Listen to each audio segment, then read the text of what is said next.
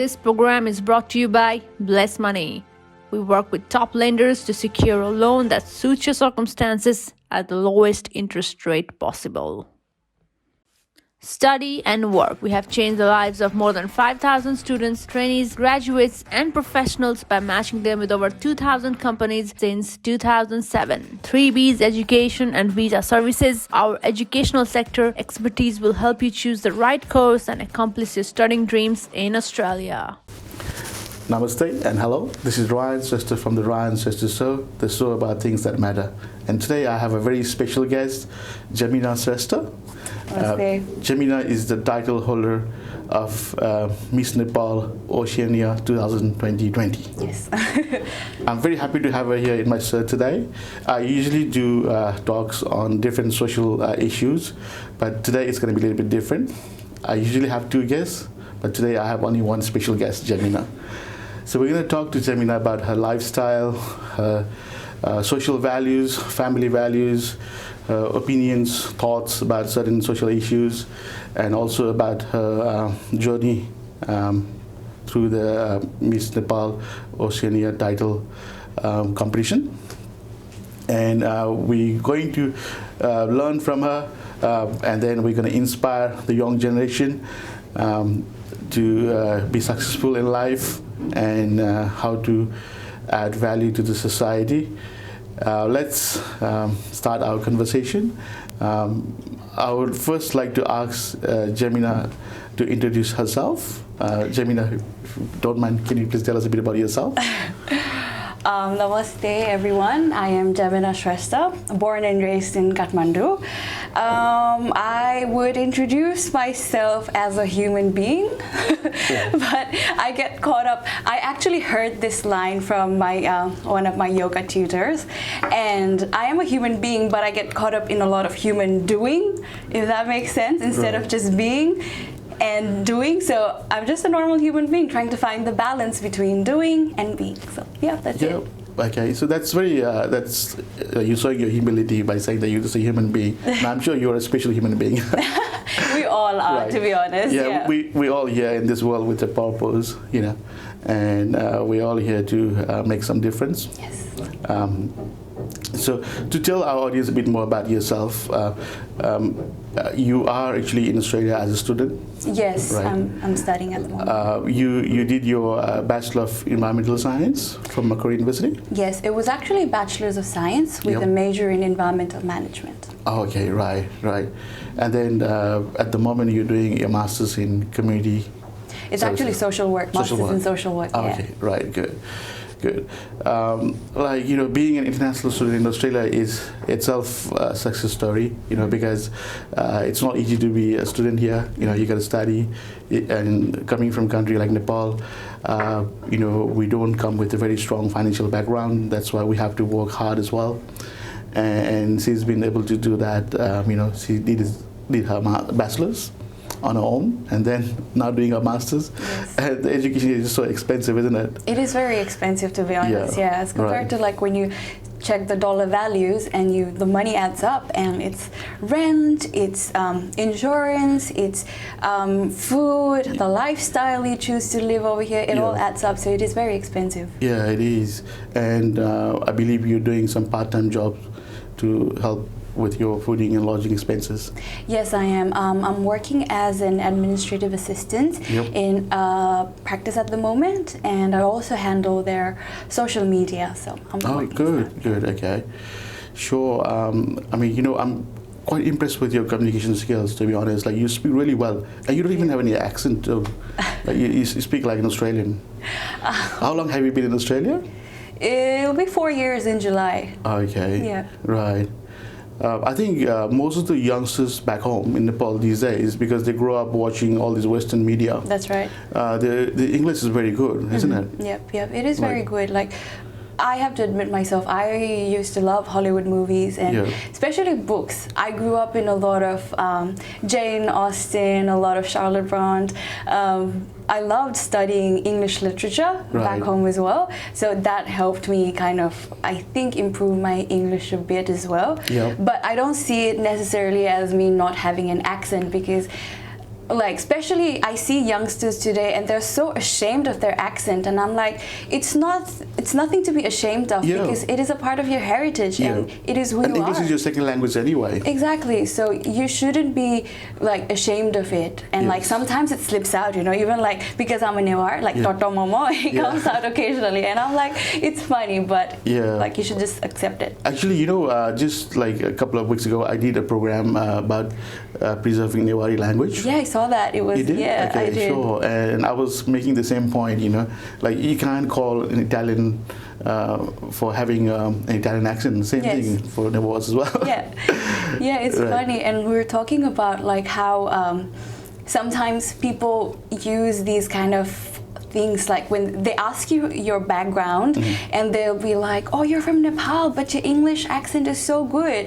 But they don't necessarily they see it as a compliment, but in a way it's not, because like they're trying to imply that, oh, so just because I'm from Nepal doesn't mean that I don't know English as well. So there's like a double-edged sword to that as well. So as you know, like, you know, offense is taken, not given. Probably the person who's saying that to you doesn't mean to offend you, but sometimes you take it that way. Yeah, sometimes it comes off as like, microaggressions as well. But like thinking about it, it's not a perspective of offending someone. I'd say it's a perspective of like learning and relearning and educating each other. Like if you live in a society, we must learn to respect each other, right? So if I can communicate that, look man, this is not right, like I don't like when you say it like that, and we can take it from a perspective of learning and like understanding each other, maybe that would be like a better way to move forward. Yeah, exactly. You should always take all the criticisms positively, you know, and learn from the criticism and your mistakes, right? Going back to talking about beauty and intelligence, you know, like, is it sexist for me to say that, you know, you are a beauty with brains? It definitely is. I would say it definitely is, because here's my point. When you say beauty with brains, you're implying that a woman can either be beautiful or either have brains.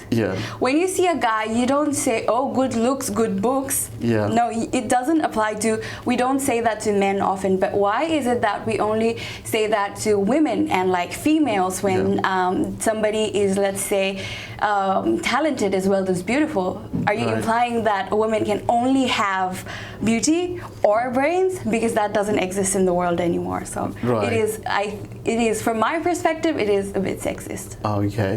But you know, traditionally, like, not about the modern times, but in the past, like, you know, women, they usually they work as housewives, you know, and also a lot of the youngsters, they think that, you know, if you're beautiful, then you don't have to work too hard because there's always, you know, guys there to help you out.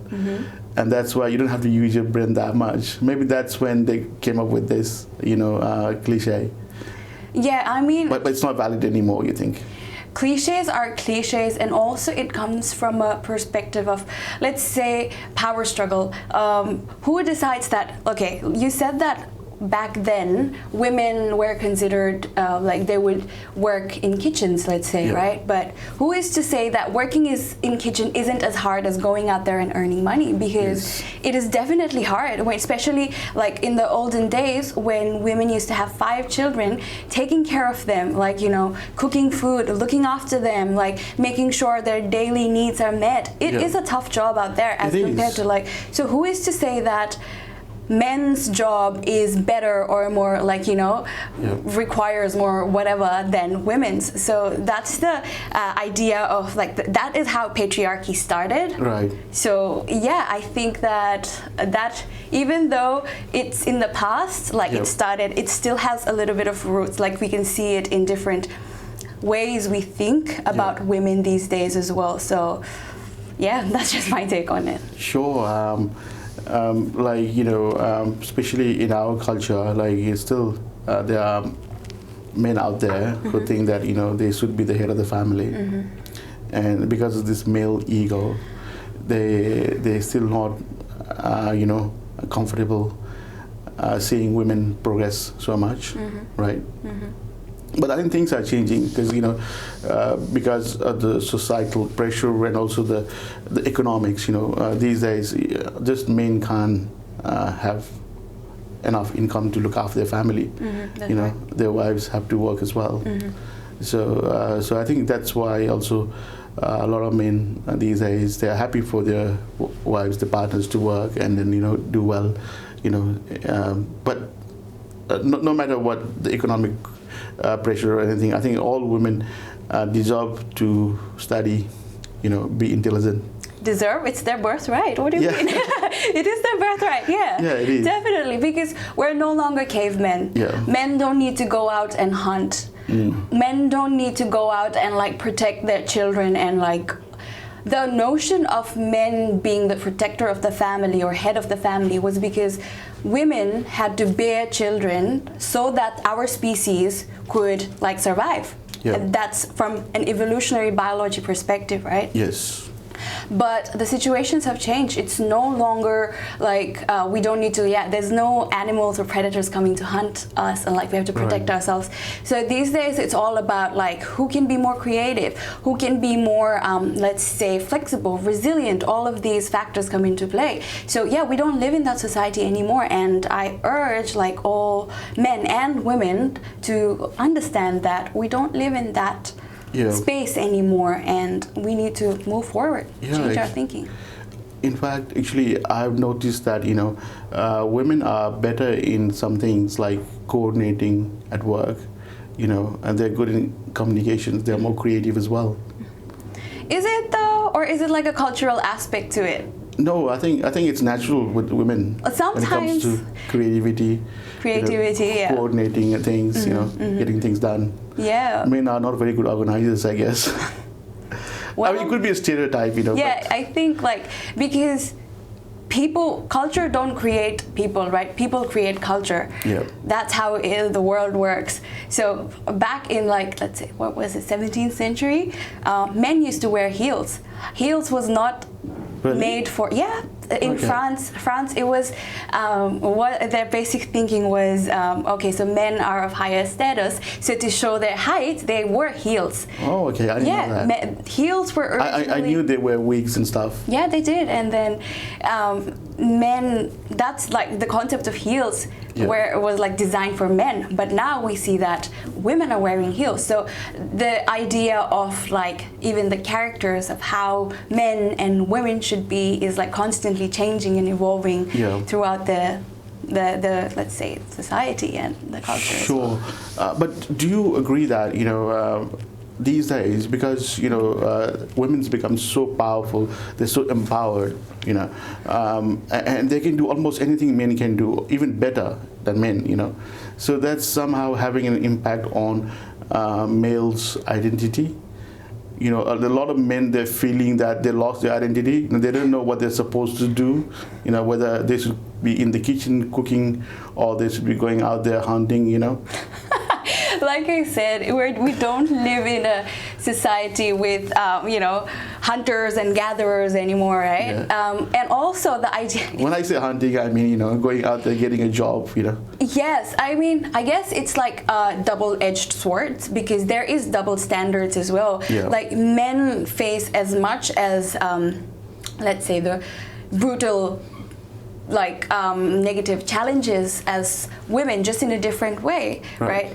But I'd say that men confusing their identity, I find it really hilarious, to be honest, because I heard this in a talk by an African American, I think she's an African author. Her name is Chimamanda Ngozi Adichie. Correct me if I'm wrong. That's a difficult name. But she's a wonderful feminist writer, and she talks about why would you leave such an important quality of being able to nourish yourself into someone else's hand. So the things that you're talking about, like feeding yourself and just going out there and getting a job, society has come to a point where it's gender neutral. It's not something that this a male is supposed to do or a female is supposed to do. It is something that everybody should do. Yeah. And gender, like basic things like feeding yourself, looking after your hygiene, and like cleaning your clothes by yourself falls in that. A lot of men I know that they don't even do their laundry by themselves.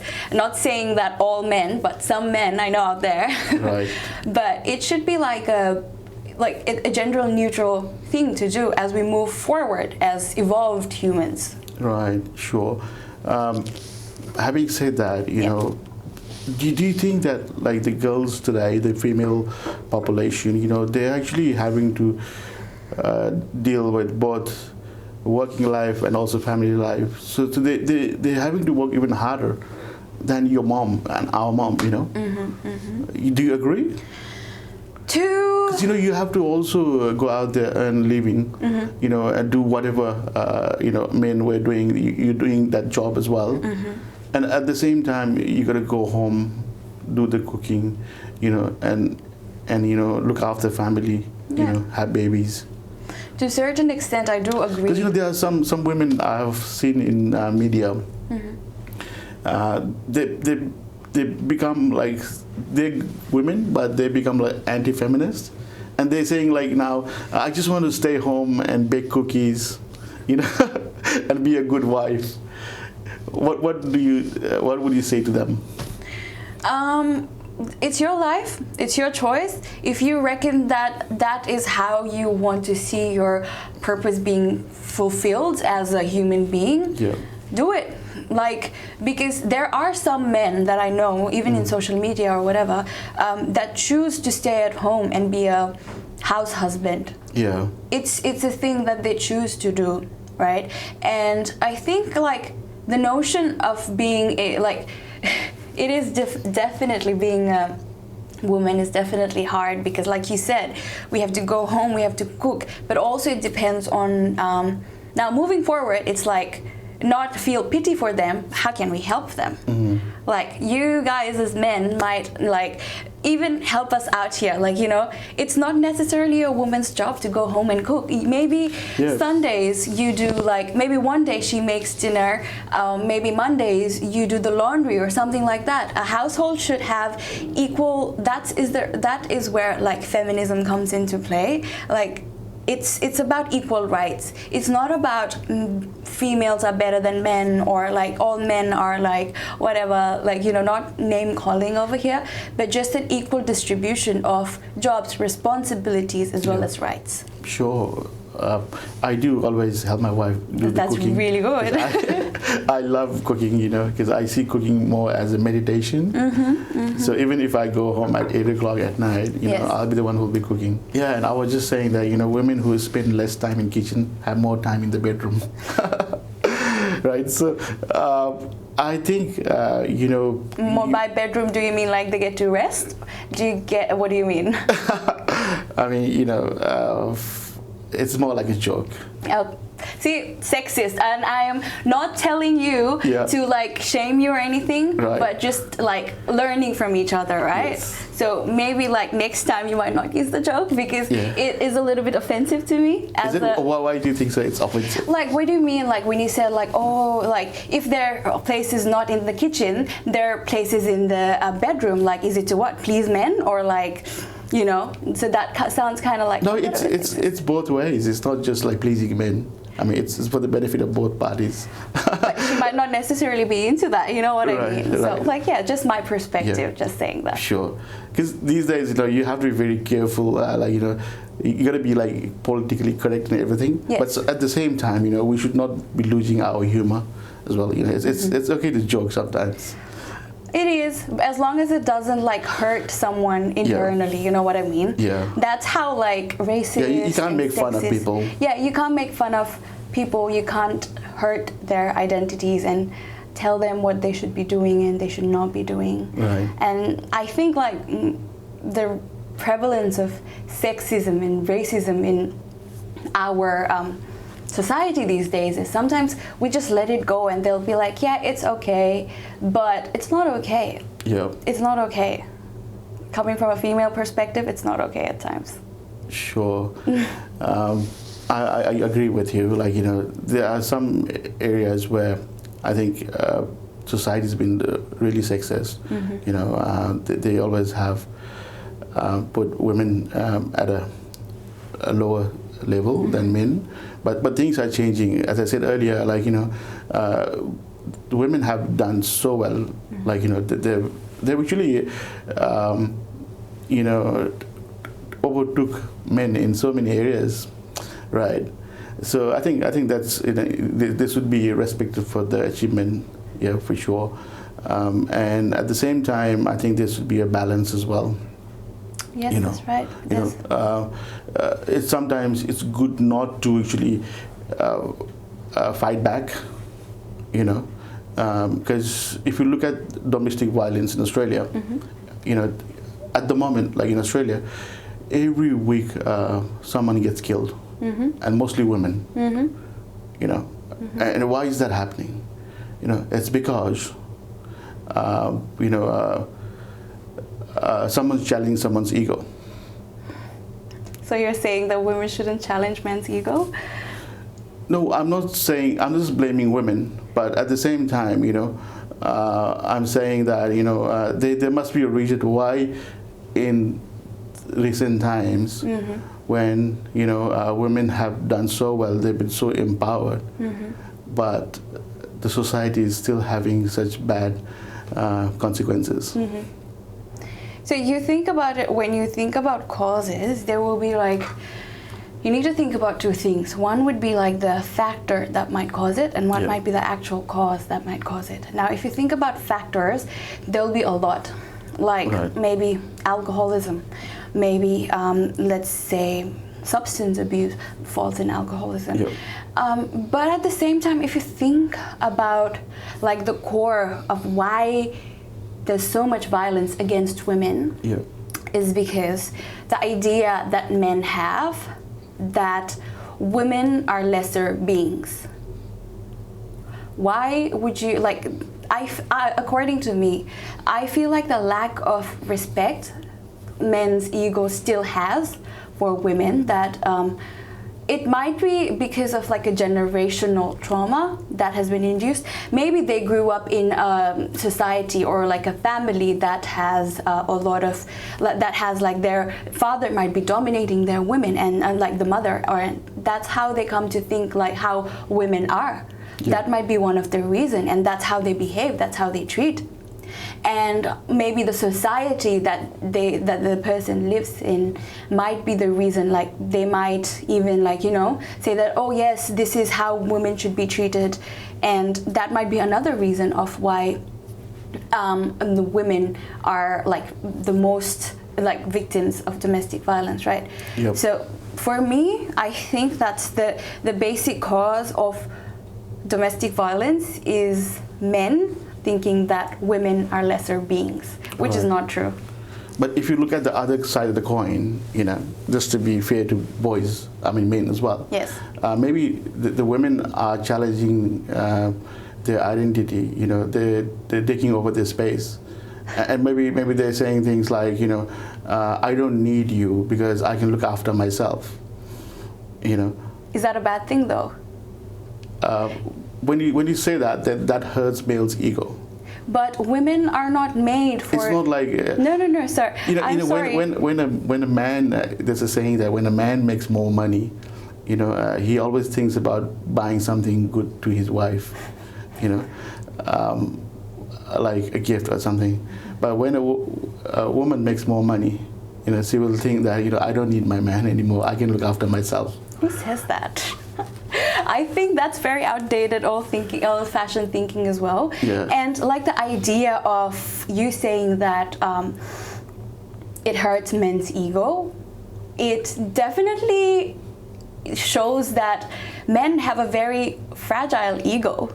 Yes, definitely, that's true. You know why? Because like if you need to put down somebody, if you need to criticize somebody to make yourself feel good about yourself, that means you have a very, very weak ego, and you should do some soul searching, and that you need to come up with a better identity about who you really are. That is basically why all of the problems in our society exist. White people dominate black people because they thought they were lesser.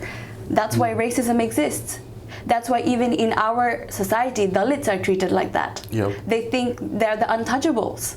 You can't touch them. You can't drink water from their hands. Why? Because they're considered to be lesser people. But is that true though? Aren't all human beings born equal?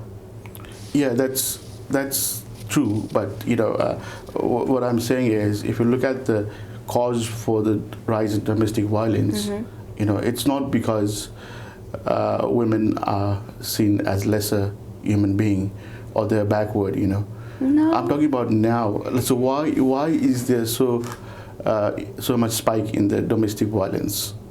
So one study found Because men has always been dominating. Like, let's say, they always been like that for years, but recently, in spite of women doing so well and being educated and everything, yes, the domestic violence is going up. There should be some reason, don't you think so? I do. And according to Australian Bureau of Statistics, like the number of domestic violence, cases of domestic violence has increased because of COVID cases as well, I think, because you know how we had to stay in isolation? Yeah. So when you're in isolation and when you're like the victim and the perpetrator are in close contact, it increases the chances, increases the likelihood of domestic violence. Because when there's no isolation, like, okay, there are other things to distract men from their fragile egos. Yeah.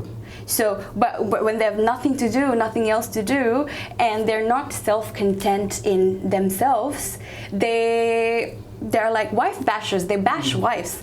In number of like the I think alcoholism increases as well. I read it in a study, but I can't remember where exactly. But yeah, alcoholism, drug abuse increases. And I'm not saying that these are the causes, but these are the risk factors that increase the chances of women being violated. Yeah, true. I mean, because you're still too young to, relate to that point that I'm trying to make. When you're husband and wife, even if you are really madly, truly in love with each other, if you put them together in one container for a week, they will fight like hell. They would, because sir, but there's a difference between like respect and there's a difference between, I think, respect. Like domestic violence is mostly when the fight is out of contempt, out of malice, out of wanting to hurt that person intentionally. I get it, there's like usual bickerings in husband and wife. I've seen a lot of couples like fight, do this and that, but that doesn't necessarily mean domestic violence. Domestic violence is when the person actually physically harms the person with the intent of harming that person. Sure. Now let's move on to a bit lighter topic. I am very passionate about this. Keep on going on for this topic if we, have to. But let's talk about your role in this, winning the title of, Miss Nepal Oceanic 2020. Were you confident of winning this title when you participated? I was, honestly, I did it for the sake of experience. Right. I always wanted to, because as kids you grow up watching like Miss Nepals and all, so I always wanted to see what the pageantry world was like, and out of I wouldn't say I was very confident, but I knew that I was going to do my best. Right. And I did the best that I could. Yeah. Were you proud when you put that crown on your head? I was happy for a moment, but I'll be really honest, I was sick, I was exhausted. I was just, because all of those days of preparations, and it took a heavy toll on me as well physically. Right. I was very exhausted at that time, and it felt like a dream. I didn't know if it was real or not. Yep. I was happy to see my parents happy and my family and my friends happy, but inside I still felt like, okay, I guess this is it. Okay. Yeah, it was okay. So you're pretty humble about it. Yeah, Okay. I would say yeah. But did anyone inspire you to be, a beauty pageant? In a beauty pageant? Yeah. Not really. It was like I heard about it from one of my acquaintance, Yeah. and then she suggested I should participate in it, and I did. I was like, you know what, let's give it a shot. Why not? So, and at that time I was still going through the process of finding myself, and also having like at that phase, Jemina was still trying to find validation. Okay. So that was a way of me trying to get validated as well. Right. But like, And you got your validation? Like you. Yes, actually, and then when they put the crown on my head, I realized, you know what, I actually don't need external validation. Like, now what? Like, now what? Do I need to go out there and like impress more people to get validated? Like, validation comes from within. That's what I've learned so far. Right. You sound a bit like a spiritual, philosophical kind of person. You're not like those, regular beauty pageants. Am I right? Like, do you consider yourself more, intellectually bright or beautiful? I'm sure you are both, but what would you put more value? I wouldn't put beauty is a social construct, right? Yeah. So if you think about the beauty, who was considered to be beautiful throughout the decades, you'll have different definitions. Like Marilyn Monroe was considered to be beautiful, and then people who looked like her would be considered beautiful at that time of the or even like my mom loved I forgot the Bollywood actress's name, but what is it? Rukmini, or she had like those Bollywood actresses, like some people who would look like them would be considered beautiful. Yeah. And now people looking into Kim Kardashian, and they consider people who look like that to be beautiful. Yeah. So I would consider, like, I don't necessarily consider myself as beautiful or beautiful not enough in the context of what society sees as beautiful. I know that I am enough, and I have everything that I need, and that is what I think is beautiful. So I consider myself both intelligent and beautiful. Yeah, which you are, definitely. I think, beauty is just superficial. Actually, by nature also, people find intelligence more sexy, People get impressed by intelligence more than beauty. Right? You agree? I would say attractive. Intelligence in the way how you portray it. For me personally, what I find attractive is people being themselves. They expressing who they are as an individual, not necessarily beautiful or sexy or like. They don't need to know all the theorems. They don't need to know all the, let's say equations or all the political databases. They just need to be who they are. And I find that, personally, that is attractive for me. Okay. So is that the reason why you decided not to actually participate in Miss Nepal? Yes. Because, that's like, I think a lot of the audience would like to know that, why...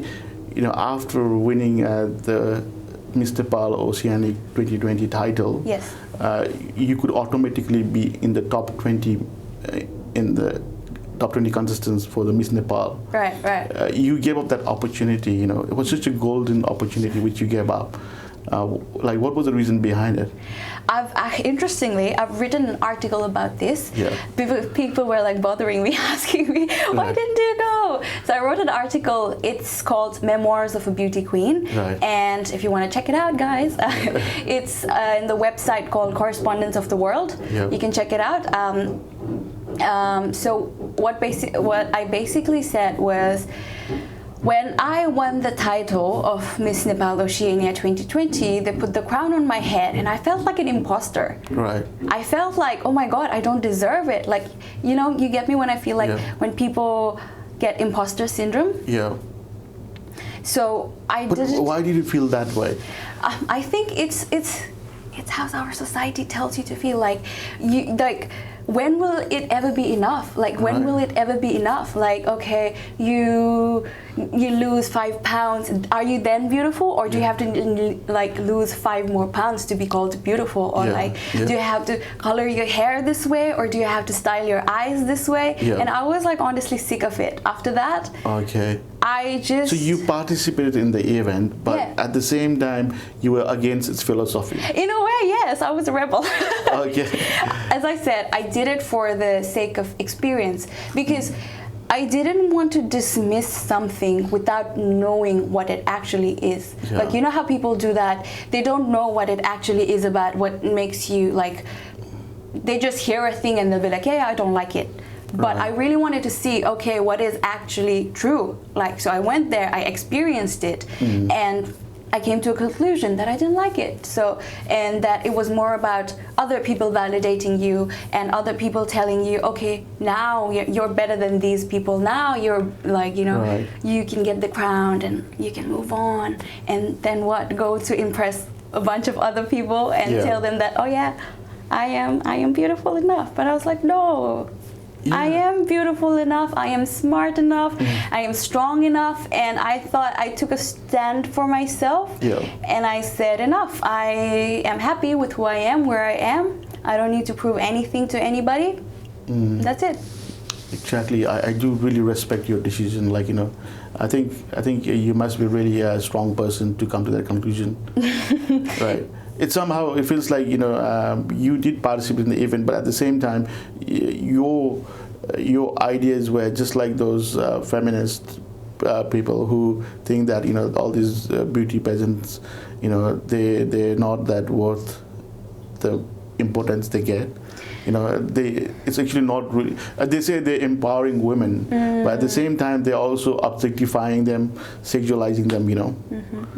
Do you believe that? Do you agree? So I actually recently read an article about, I think Nepalese Post, or one of my friends shared it, and it was about maaf garnu tapaiko pageantryले womenलाई empower गर्दैन, or something like that. I am so sorry, I forgot the titles and credits, but if I find it, I'll like post it in the comments, because it was a very, very powerful article by, I think, a girl named Shika. And in that article, she wrote about how, it might consider to empower women. They use empowerment as such a tagline for pageantry and all. But at the end of the day, think about who these pageants are empowering. Are they coming from like the same socio-economic background as a average Nepali woman? It only chooses to empower, I say it in quotation marks, selective few. Yep, only selective few, like people from higher economic background and people from basically economic background, and people who are well educated and well like groomed, and that they teach you how to dress, how to talk, how to walk in. So what about allowing girls to just be themselves? Exactly. Allowing them to show their true personality, where it is hair or no hair, or like, you know, bisexual, transsexual, like allowing females to be females. So I think pageantry sometimes puts, most of the times puts women in these boxes. And I don't think that's actual empowerment of women. And I don't know why there's so many Shrestha's in the, you know, Miss Nepal list. Like, you know, there's even I saw a meme. They were saying that, you know, if a girl is a Shrestha, there's 80% chance that they are beautiful. Do you agree? I think that's, again, society pulling its strings and making a cultural stereotype. Right. And I don't think that's like, I'm not saying that Shrestha women are not beautiful. I'm just saying that all women are beautiful in their own rights, and there shouldn't be any distinction, like who decides who is beautiful and not beautiful anyways, right? Yeah, exactly. I think you know, you have a valid point for not going to Nepal to participate in the main event, but being a human being, you know, like Ansika Sharma, who was a runner-up, Yes. you know, in the same event, she went to Nepal and she became Miss Nepal. Right, and she went to Miss World event, you know. Correction. And She then, went to Miss World, Miss Universe. oh, Miss Universe. Because right. this year, what happened was Miss Nepal World and Miss Universe, they had two different, I think, people who organized it. So I think Jemina Shrestha, she is the one who organized Miss Universe. Right. And it was not part of the Hidden Treasure. Oh, so it was different. And the winner, Anshika, she went to participate as Miss Universe from that. Right, sure. She went there, you know, I think she didn't come in top 20, right? But she did she put a lot of hard work in it. I think she did try very hard. And she had that good personality. So do you sometimes feel that, you know, if maybe I was there instead of Anshika, you know, I could have done better? Maybe, you know, if you could have won Miss Universe title. Again, see what pageantry does? It pits women against women. Like, see what we're doing to our women these days? We're telling them there can only be one. There can only be one person who is the most beautiful. Only one person who is like, who deserves the crown. But like, no, I don't think, I'm not going to answer that question in grounds that Anshika is a talented, lovely, hardworking, because I had the chance to, like, when we're doing the pageant, we get to know each other very closely, and she was very determined to do, even when we were having conversations, and she said that, like, even if I lose, I'm going to participate in other pageants. And I was like, you go for it, girl, like, because if you want to do that, and if that's what you really feel like doing, do it. I support you as a human being for sure. Right. And I'm not going to answer that question because it's disrespectful to both Anshika as well as me, comparing each other, because we're both beautiful in our own rights. Sure. I mean, without comparing with her, you know, do you feel a little bit jealous? As human beings, definitely. Like, there will be moments, you know, otherwise, if we have gone there, won Miss Nepal, Miss Universe, you know, now I could be talking to Miss Universe, you know. Well, who says? Well, I was thinking more in terms of not really. Like, that's because I decided that that's not the person I am. And I am done with pageantry, and I had fun. While the most fun I had in a while after coming to Australia, because there was a sense of Nepalese community, people bonding, and we would like get together in training sessions and dance and have fun. Like, there was a sense of gathering that I got most from it out of anything. Sure. And in a way, if you talk about like jealousy, which is a very natural human instinct, there will be waves of like, you know, like sometimes you feel bad, oh, I could have been there, this and that. But then I pull myself back and I realize, like, that's not the journey I chose. So. Sure, you just took a different path. And I mean, you know, you could do much better in other areas as well. You know, you don't have to be Miss Universe. You know, you can be just Jemina Shrestha? You know, Jemina Shrestha, who probably could be the head of UN one day. You know? She might be. Watch out, UN. Because you are doing your master's in social work. Yes. You know, probably, you know, you might get a job with the UN one day. That's a dream. If you can hook me up. Just saying. So you can use any platform, you know, you don't have to be beautiful and smart and be Miss Universe and use that platform to inspire others. You can inspire other people's in other ways as well. You know, just by being yourself now, even by talking to me right now, probably you are inspiring so many young girls out there. I hope so, girls. I hope so. Be yourself. You know, I actually interviewed two really, you know, cute girls, young girls under they're like 6 and 8. I saw, but I didn't get a chance to like actually see it. I just saw the cover page. Right. That sounds cute. They're actually my you know, nieces. Oh, that's beautiful. And then they inspired so many kids back home. Oh, that's cute. You know, that must be. I just did that program as a joke. You know, just do it like, you know. And then there was so much positive review about it. You know. they weren't reviewing me; they were reviewing those two girls. They did so well. They're so smart. You know, they inspired so many girls, kids out there. You know, That's Right. good. That's how I think inspiration begins, by Yeah. being who you are. Yes. Truly. Sure. Okay. So let's move on to some other topic now. Let's talk about your experience in Australia as a student. You know, I think that's also another challenging part of your life. It has Like you came to Australia in 2017, 17. That's right. right? Was it difficult for you to settle down here in the beginning, in a few months? In the first few months, to be honest, I had my cousin Yeah. here over here. She'd already come here for studies as well. Right. So I had like a bit of buffering, as you might say, before I was thrown into the world. Okay. So I had that familial support, and I had my cousin, and she was like my rock. So she's always been my rock since, like, we're very close. Yeah. So that helped me a lot at first. Okay. But yeah, it has definitely been difficult in terms of finances, in terms of like relational Yeah. terms. I mean, you can't come back from work and expect your mom with tata chia and Yeah. like, you know, pauroti or whatever. And then you kind of miss all of that. So Yeah. like, as much as physical strain after working all day, there's an emotional strain of not having the comfort of your family. Yeah.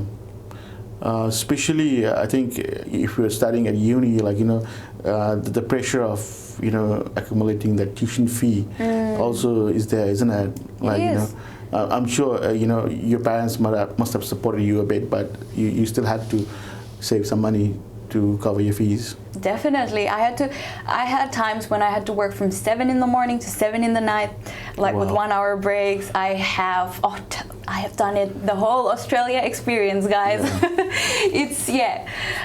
It's been tough, but as I'd say, it made me stronger and also wiser. Like, it helped me learn so much about like different perspectives, and just to build my resilience. Yeah, sure. Even I was an international student. You know, I came here in 1994. Yeah, that's Before you were born. pretty much. Right. So I personally, I feel that, you know, after coming here and studying, you know, being independent, you actually learn more from your work experience than from your university qualification. That's true. Yeah. That's very, very true. I learned how to, because I was mostly doing jobs based on customer service. Yeah. I had to, I'll be honest, I had, when I started out in an Australian university, it was like it was dominated by Australians, because Yeah. I did a different subject as Yes. compared to other people who do like usually accounting and IT. I chose a different subject, and as a result, I had a lot of anxiety because I had to fit in the class, and even then I used to feel like, oh my god, my English is so bad, people will judge me, I don't know what to say, I don't know what to do.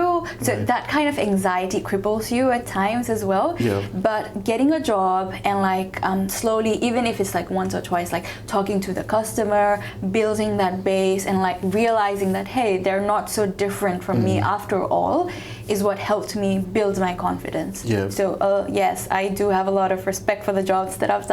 Yeah, sure. And customer service job is the best job you can do when you're a student, you know, and it's flexible, they pay you well, and also it helps you build those soft skills, you know, people skills, Definitely. which will help you in the long term, you know. That's right. When you get a professional job, right? Do you think it's worth the money that you invest, you know, the education you get here? I think it depends on your perspective, how you take it as well, right?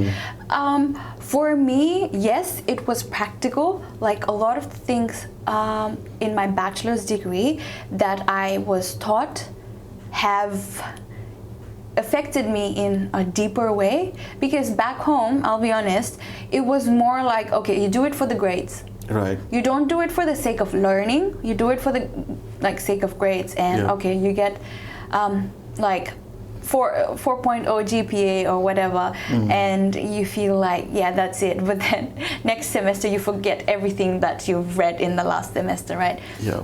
But in like so many the courses that I've done in Australia, so many things have like touched me, and I find that to be like worth my money, and also the experience it provides because internationally it helps you to be with people who you've never seen before, right? Yeah. There were people from like China, there were people from like Africa, like all over the world, and it gives you an opportunity to expand your perspective. Yeah. So I would say it was worth the money.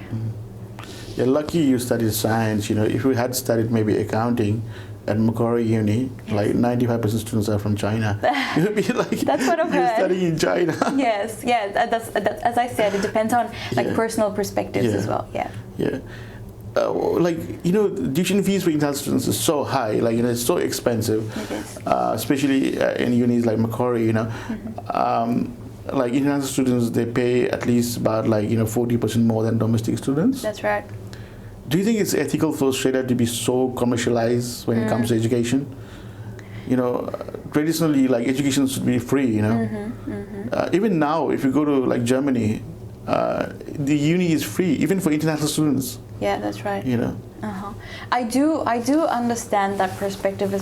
See, I don't know enough about like the commercialization of education in Australia to talk about it in details. Like, I don't know the stats, and I don't know like how the government policy works, but I do feel like it's a bit unfair, because people do, like, even talented people who I've seen, like talented people who've come here wanting to get a better future, let's say, and get a better like jobs, or live the Western dream or the Australian dream, as you might say.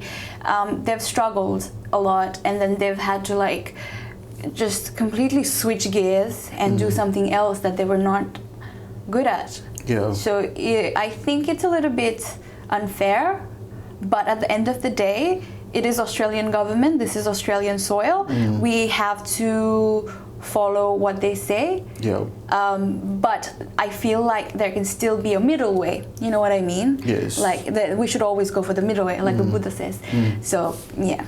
Yeah. I mean, you know, I'm sure when you're here, you have to abide by the Australian rules, regulations, you know, and everything. But at the same time, you know, you should get to have your say as well, because you are the customer. Yes. You know, the university here are here because you are here. You know, like for now, the international students are not coming. A lot of the students, like, you know, fee-paying students are not here. The universities can go bankrupt, right? Yes. And when the COVID happened, you know, the Prime Minister of Australia, Scott Morrison, said, you know, if you can't look after yourself, you go back home, right? And then now they don't have enough people to work, and they're saying, okay, now you can work full time, even if you're studying. You know, before, you know, for you to get a visa, you have to prove that you're not coming here to work. Yes. You're coming here just to study. Yes. But now, because they need you, they're saying, like, you know, you can work full time. Yes. Don't worry about your studies.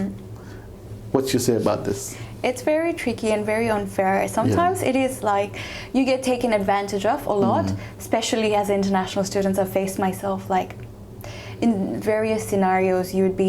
They would take advantage of your economic situation, they would take advantage of your visa situations, and it is a bit unfair. And I feel like I said earlier, that there should be a middle way. Like, you know how in government systems there's always a top-down approach?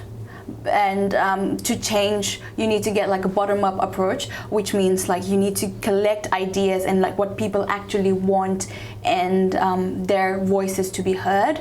And that should be done in our case as well. There should be like even though there's Department of Immigration, there should be like a, maybe, I don't know, correct me if I'm wrong, there should be a separate department dedicated to these issues. There is a department where you can make complaints and stuff. Yes. But the thing is, like, you know, they're always using PR as a carrot dangling, you know.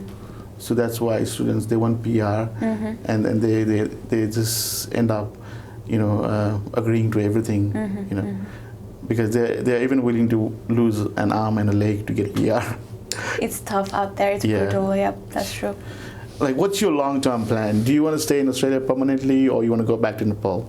I'll be honest, I don't know. I don't know, because my plan was initially like get my degree, do something that I really want, and learn about new things and go back home. But now, seeing how government is handling the COVID crisis back home, it just breaks my heart.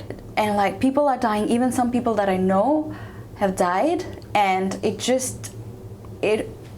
I see now why people migrate, like, you know, the desire to live in a better country for their loved ones. Because my initial idea was like, okay, even though, because my dad lost his job back home because of COVID. Really? Okay. Yes, and like, what kind of job he had? He had job in tourism industry. So okay, tourism industry. Nepal 20. Okay, visit Nepal 2020. Completely gone into gutters. And like I said, like, it comes to you get a sense of responsibility as well, because I'm the eldest daughter as well, right? So my plan was to just go back and like, have like a very like with my family, do something related to social work, open an NGO, see where it goes. But then COVID happened, and I had to like completely change my plans. My dad lost his job. I think it's true for so many people out there as well. And you're in a situation where you're like, okay, so do I go back home and do nothing about it, or do I stay here where at least I can provide them financial support if need be? The security that like, okay, you can send money because she's earning, and then so at the moment I'm still deciding. Okay, right. Yeah, I mean, you know, you can stay here and you can still help Nepal. You know, a lot of Nepalese diaspora here, they support Nepal in many ways. Yes, definitely. You know, we can send jobs over there. You know, even personally, I have an office in Nepal too. I do a lot of outsourcing there, create a lot of employment. You know, so it doesn't mean that you stay here, you don't love Nepal, right? But at the same time, you know, I think, yes, at the moment, because of COVID, things looks a bit dire over there. But I think Nepal also has a very bright future. You know, it's in between two potential economic superpowers. You know, and Nepal's done really well in the last few years. Oh my God! And especially like the grassroots organizations that I've seen, like I absolutely commend, like, you know, like even youth like us. I absolutely respect them so much. For some people go back home and they've opened their own organizations and they've done something like over there by themselves, and then they've helped community. For example, they're Haushala creatives, and I think Haushala Thapa, she's the founder of CYF. She runs an organization and like educates children, and she did it all by herself when she was in her like early 20s, I think. And I find that so commendable and so respectable. And I see like the number of people like that increasing, and I am really proud of that. And I see that there is bright future for sure. Yeah, true. And also, you know, in Nepal, I think the new generation is very smart, like you yourself, you know. I think once there's a changeover in the political system with the new leadership, you know, I think Nepal will do really well. The only reason why Nepal is not doing well is because the political system is corrupt. It is. Otherwise, Nepalese people are very hardworking. You know, if you look at the people, Nepalese people working in Australia, you know, I think Nepal must be one of the success migration stories in Australia. You know, and I work with so many Australian companies. You know, when they ask for staff, some of them actually say, like, "Can you send me Nepalese?" You know, because we are so hardworking. You know. It's just that we don't get that opportunity in Nepal. If they're given the opportunity, I think they will do well in Nepal as well. Yep, that's true. Yes, the opportunities are a bit very sketchy back home. And also when you said like how political system is, and as youth, it is our responsibility to be aware about it as well, so we can change. Because it won't change. Like, oh, one of my friends used to say, like, sorry to say this, I'm not trying to offend anyone, but like once the old people die off, then it'll be better or something. Yeah. But they leave legacies behind who are like them as well, right? Yes. Like, because they don't just they create a group of people and then they institutionalize them and they preach their let's say advocacy, or they talk about, like, basically they transmit their philosophies Yep. to the younger generation. Even I've seen younger generations, like, you know, the Gundagardi types people who Yeah, it's very run difficult on to the change same the system. Like, you know. yes, it's a cycle. So unless and until we decide to break that cycle and come, like, see how corruption works is like, it's just like they only think about the nearsighted benefit, like what benefits them. So until and unless we come to a philosophy where everyone is benefited and Yep. like there's no leg pulling, Nepal's system would still be the same. My perspective. Yeah, a lot of things that needs to be done to change stuff over there.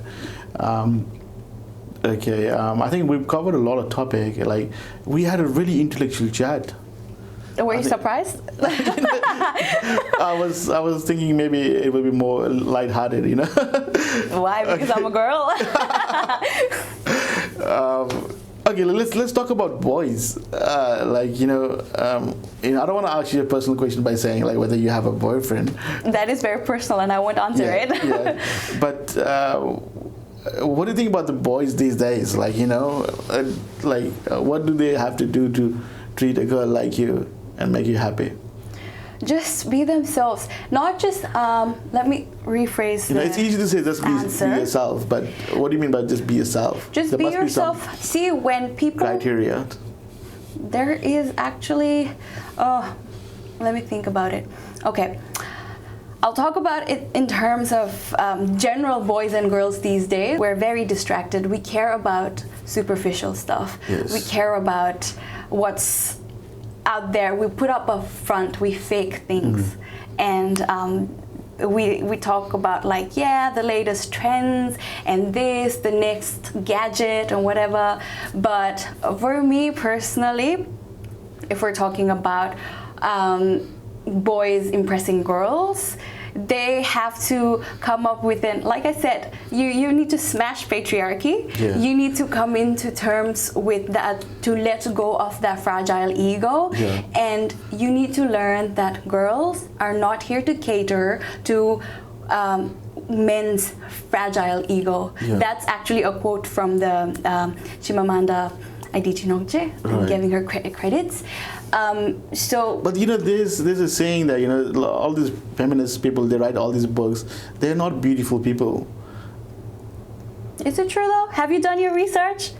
Because I've done my research. Because they write all these things because they feel insecure themselves. I will send you a link. It's by this. That couldn't be any more sexist, but that's not true at all. Okay. That's not true at all. You know, there's one feminist. She's Australian, but now she lives in the UK. Jemina Greer. Yeah. Yes. You know, look at her now. Like, you know, she was like the best feminist in the 70s and 80s, right? Yes. And she has so many followers. But now she's leading a life of an old single lady by herself. And that is bad? It is. Why? And now she you know, she now says that she regrets her decisions. She regrets her principles that she followed in those years. Maybe so, because that's the thing about Because feminism, you don't want right? to die, you know, all alone by yourself. You don't have to die alone by yourself and just like Yeah, but push because out she was people. so strong, she had such a strong concepts. You know, she scared away men from her life. See, when you talk about boys, that's exactly the kind of boy women wouldn't want. Why would you want to be with a boy who is scared of you? Not like scared of you, but like you want someone who respects you, but Yeah. not scared of your ideas, because they should respect you and they should treat you equally. Yeah, but there has to be a compromise, you know. Actually, a relationship is all about compromising with each other, you know. Mm-hmm. But if you're too strong and if you say, like, you know, this is how men should be. No, that's where the concept of middle way comes in again, right? Like, Yeah.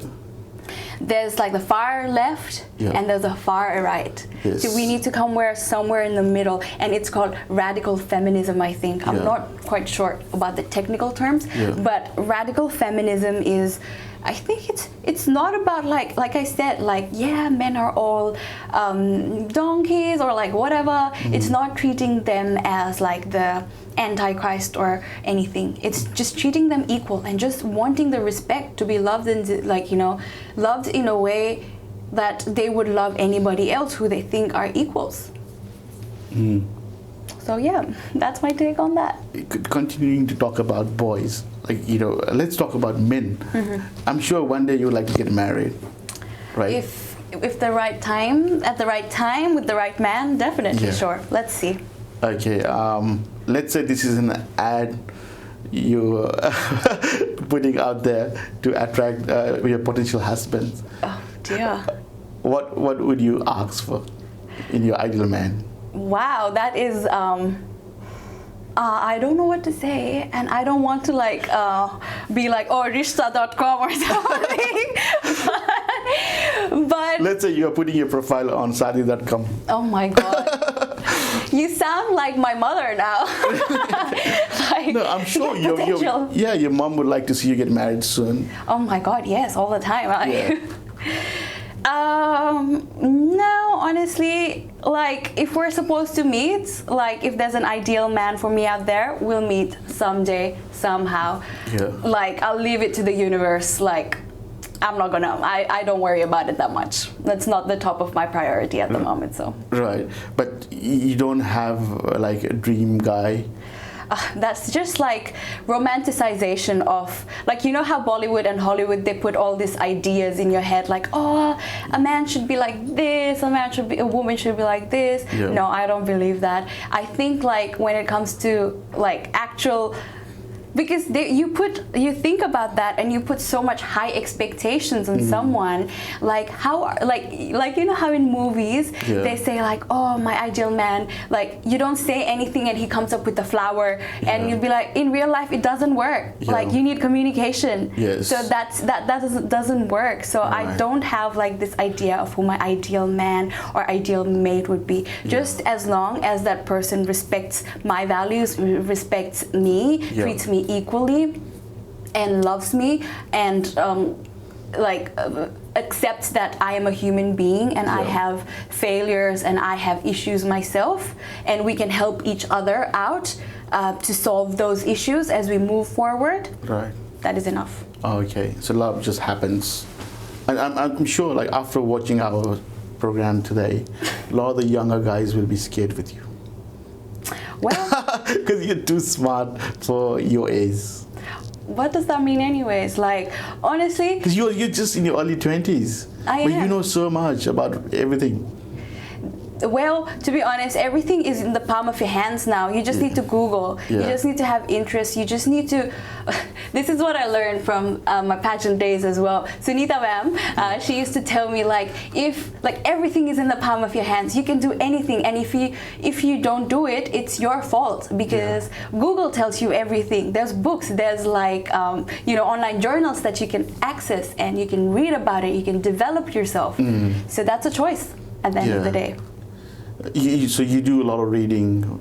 Yes, I do. Okay, like instead of watching all those sitcoms, Hindi serials, I don't like Hindi. Spend more time reading all these. I used to watch a lot of Hindi. I grew up on it, actually. Like, I was in my very early teens. Who's your favorite Hindi Bollywood actor? Actor? I don't have any. I think like Ranbir the whole. Kapoor. No, I don't like. I don't idealize actors. At the end of the day, they are just people like us. Yeah. And I would rather look up to someone like Michelle Obama or Oprah, or like someone who's done. Not criticizing actors, but at the same time, my values align more with women and men who have contributed to the betterment of society, like Michelle Obama and Oprah and Barack Obama and so many other people. Yeah. Yeah. Okay. Probably you would like to have a husband like Barack Obama. If they exist, please. Because to me, he seems like he's really handpicked. Handpicked? That Yeah. would be we don't use that word anymore. We call them what is the term my friend used? Because I always feel that, you know, Michelle Obama is the one who's pulling the string all the time. Because even in like simple press conferences, like he's always acknowledging his wife and, you know, and romanticizing, like dancing and stuff. Like you don't have to do that in public. What do you think? So you support Trump? You know, I do actually. Okay, now I see. It's Because not Trump about. is straightforward, you know. He's very outspoken, and he really loves America. Really though? Yeah. I think he loves America, and I don't want to be political, but ever since, like, talking about stats, and America hasn't been the best country after Trump took the power. As you can see, there's been like far more mass crimes, like because the use of like the gun regulations have been, like, you know how they got cancelled, the gun policy and everything. That's why there's been more mass shootings. There's been more there's no health care for American citizens, and America was, to be honest, it was a little bit of a wreck. Right. So. It depends on which media you listen to. You know. That's right. That's I mean, right. even the whole the ruling class and the media was against him. Mm-hmm. He still was able to achieve about 50% of Americans supporting him in the last election. So that must prove that he must be doing something right. Or did you heard about? If did you hear? the media was supporting him, he would have definitely won. Or did you hear about the Mark Zuckerberg conspiracy? Not conspiracy, actually it was proven, because how Trump, during his election... Yeah, he won the first election by mistake. But, I mean, you know, it was because, you know, they put out some conspiracies about Hillary. Not just that. I'm sure Russia had to play a role there. I'm not really sure. To make Trump a winner, but once he was in power, you know, I know everyone was against him.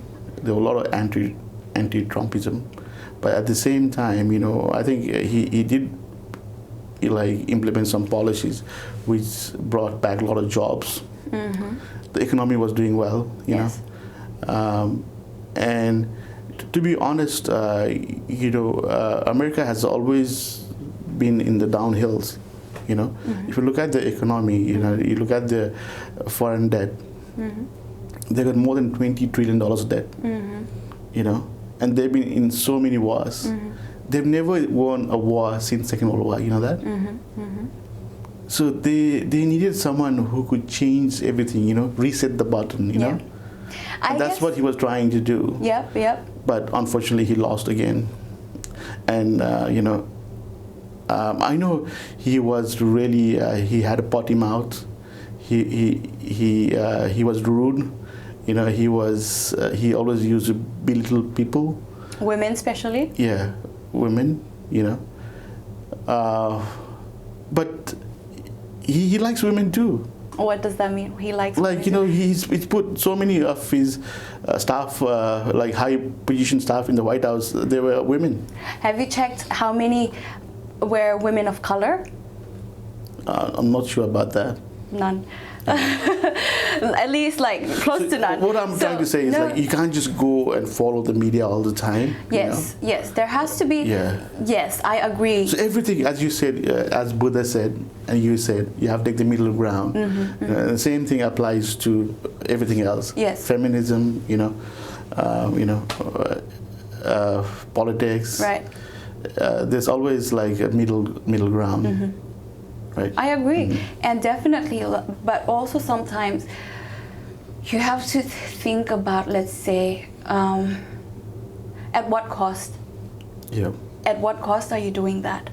Because you see so many, the increase of violence against Black people, the increase of violence against Chinese, Asian people, yeah. Asian American hate. Where did that maybe I'm not blaming all just Trump, but I think he was definitely like the someone who pulled the trigger to it, like that after that election. Yeah, he's a narcissist a person, like, he likes to be in the media all the time, and he likes to pull those strings. He definitely does, and that's why, like, yeah, I just have that much on. Like, I don't know a lot about it to comment on it. So yeah, and I think he was anti global warming. Yeah, he was. So let's talk about that, because you also studied environmental science. Yeah. Do you believe that the global warming is happening? Do you believe it? It's the actual truth. It's happening. Like, do you see how our weather patterns are scattered? Even in Australia, like the massive fire we had last year. Yeah. And the tornadoes in Southeast Asia, not tornadoes, sorry, the flooding, excessive flooding that hasn't happened in years and years. This is all because of climate crisis that we're facing right now. Yeah. Global temperature has raised so high that it is true. Like, you can't turn away from it. Right. It's not 1990s. Yeah, but is it because of human behavior? Like, because we're burning too much coal? It's not just coal that I would say. It's a lot of things. Meat consumption. Yeah. Like, beef is the massive. So, okay, let me give you a description of how it works, right? So, cows. It's because cows farting too much. Cows fart. Cows, like, when they eat, they release a toxic gas called methane. Yeah. Methane, what it does is basically it goes into the atmosphere and it bores holes in our a layer of protective layer of our Earth's atmosphere. Ozone layer. Ozone layer, that's right. Which is supposed to shield us from harmful UV rays. But when the methane bores a hole in it, the UV rays come to Earth, and as a result, the temperature increases, which means the global, our ice caps, the Arctic Ocean, the big ice caps, they start melting. Yeah. And as a result, you see extreme weather events, like increasing of tsunamis, increasing of hurricanes, and places which are dry would be drier, places which are wet would get even more. There's all sorts of global phenomena happening. Yeah. So coming back to my point, not just coal, it's also like I said, meat consumption, because animals are being produced and fed in such a high amount of there's the need for red meat, especially. Yep.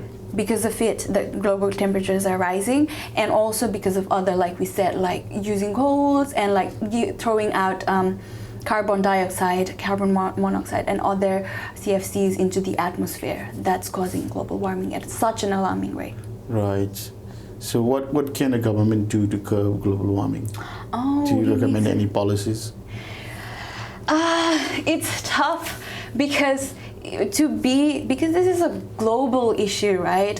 It has to come from the entire world, that they have to agree, like how America pulled out of COP, the Paris Agreement, right? Yeah. It was not fair, and considering that America is the highest polluter of cause of global warming, so we as governments, we need to find and we need to build policies around more renewable resources. Yeah. Because there are countries let's say in Europe, like Switzerland and Norway and Finland, they've become they've reduced their the greenhouse gases emission by so much, and we can learn from them, we can collaborate with them, and then move forward, because it is not a climate crisis, it's an emergency now. Yeah, it is. Sure. The point America tries to make all the time is we can't just try and have that higher target of reducing global the carbon emission, whereas countries like India, China, they still emit so much carbon dioxide, and they don't have to follow the strict targets because they are still considered developing countries. Like, what do you think about it? Like, personally, I feel that I think it's the Western countries who should have higher targets, because China and India and Nepal, they're still developing, and let them develop for a while, and let them pollute the world for some time, if they have to, because it was the Western countries who've been polluting for the last 100 years. Okay, let me give you a scenario, right? Yeah. You're in a boat. You're in a boat with, let's say, people. Like people in this end, people in this end, right? And because of people in this end, they're fishing. And because people in this end, there's a hole in the boat because of them. Yeah. So does that mean that, oh, okay, the people from this end would be like, let me fish, because the hole is because of you, I will continue to fish? No, you're going to drown if you don't work together and fix the hole in the boat. Yeah. Do you get my analogy, if that makes sense to you? But the other party, they've already been fishing for the last 100 years and they've got plenty of fish at home. They do, but that is where collaboration comes to, is the key, I think, right? It's not just about, like you said, the carbon tax. We can come up with ways. It doesn't necessarily have to pollute the environment. It can become in terms of maybe the way that we move forward as developing countries in Nepal, in let's say Thailand, Indonesia, other countries, is using a better alternative, right? For example, let's say in Nepal, America produced iPhone 10. And then Nepal is still on iPhone, let's say 5 or 6. And then America then produces, let's say 12 or 13. Sometimes Nepal, because of globalization these days, Nepal can get, instead of going through 6, 7, 8, 9, 10, Nepal can get directly iPhone 12. So you see what I'm trying to say? Yeah. It doesn't mean that we have to follow their footsteps to develop these days. There are better alternatives. We can learn from Sweden, we can learn from Norway, we can learn from Finland. So many policies, because they are developed countries as well, right? We can learn from them, and we can take those better alternatives and use those instead of saying polluting the environment and using coals. Yeah, I agree. You have a good point there. And especially countries like Nepal, we got so much hydroelectricity, Richest country, second richest country in the world in water resources. Yes. We can produce a lot of clean energy. In Probably Mustang, we could set an example to the world. Exactly. In Mustang, how the wind is really of high velocity, we can use that to do even use wind turbines and use a lot of renewable energy. Yeah. There's a lot of scope there. Sure, okay. Yeah, so you have a good knowledge in this area as well. I wonder which area you're lacking in terms of knowledge. Is there anything I can quiz you on where you will struggle to respond to my question? I don't know. I'd like to find out so that I can improve on that. Okay. I think, let's talk about health and beauty. I'm sure, you were in the beauty pageant and you look perfectly fit and fine. How do you keep yourself so fit? Do you do any exercise, yoga? I do what I feel like doing, and I do what makes me feel good. Yeah. So if I feel like doing yoga, I do yoga. Yeah. If I feel like going to the gym, lifting weights, I lift weights. Yeah, you go to gym as well. And then if I feel like dancing, I dance. So it's not about Zumba. You go to Zumba? No, just at home. You play my music and then dance it out. Yeah. Whatever makes you feel good. Right. As long as you don't subscribe to the idea of having to look a certain way. Yep. You have to staying healthy and fit is the motto. Right. Yeah. Okay. How about fashion? Are you a trendy person, or are you a fashion creator, a trendsetter? Like I said, I do what I want. Because I also read in your profile that you are also into sustainable fashion. Yes, very much. You buy secondhand clothes. Yes. Yeah. Yeah, so tell me a bit about it. So it all started when I watched this. I was already, because you study environment and you get environment degree, and you are already aware about the impacts of fast fashion. Yeah. And then I watched this movie called not the Inconvenient Truth. That's Al Gore. It was this. I think it has. I keep forgetting the names, but it was a documentary about fast fashion. Yeah. And how like people in like Bangladesh and people in India, even in Nepal, they get like exploited Yes. because of fast fashion. Yeah. For what? So they can like wear it for, let's say, 5 minutes and throw it away, like H&M's and all the big brands do these days, right? Yeah. So in 2018, I didn't buy a single piece of clothing. Really? Yeah, I just made a pact to myself that, you know what, I'm not gonna buy any single thing. But how is that going to help those poor people in Bangladesh? If you don't feed into the system, like if there is no demand, Yeah. there is no supply. You know what I mean? But it also in a way helps to But they raise will lose awareness. their jobs. But think about like, would you rather have them? Do you know about the Rana Plaza incident? How Oh, the people, the house collapsed and they died. the garment workers, they Yeah. were working without getting breaks. Yeah. They were getting paid less than, I don't know, 50 cents a day, and they were working constantly, and the house was in such a terrible condition, and the owner, they didn't like do anything about it, and as a result all of that collapsed and people died. Garment workers died making clothes for us. How does that make you feel? I don't want to wear somebody's clothes that has somebody else's blood on my, like, you know. So that's why fashion revolution was started as well. Yeah. And I also like, it's not about like giving them jobs. It's about treating them as humans and treating them with dignity and giving them the amount of respect that they deserve as like garment workers. So if you, it's a way of raising awareness as well. Yeah, sure.